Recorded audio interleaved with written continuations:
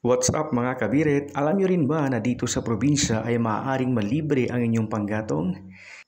Yes, tama ang inyong narinig dahil gaya na lamang ng aming ginagawa ngayon ay nagpupulot kami ng mga tuyong sanga ng akasya na nagkandahulog-hulog na. Kaya ngayon ay pinupulot po namin upang gawing panggatong.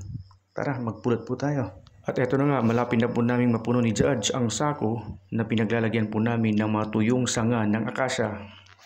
At eto na nga, dadalhin ko na nga itong mga naipong sanga ng akasya doon sa may kalan upang makapagluto na po ako ng kanin.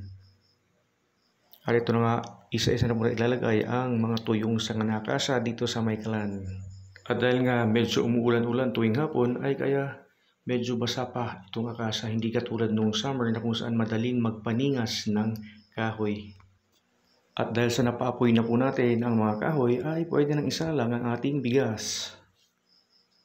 At habang inaantay ko na kumulo at maluto ang sinaing ko, ay magpapahinga muna ako dito sa aming duyan. Abay, di pa ako nagsawa dito sa duyan ay kumukulo na itong sinaing ko. Abay, napakabilis na lang magluto paggamit ng kahoy, no?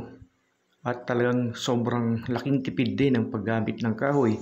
Abay, laking tipid din nga sa gas kapag gumamit ka ng kalandi kahoy paminsan-minsan sa pagluluto. See you next time!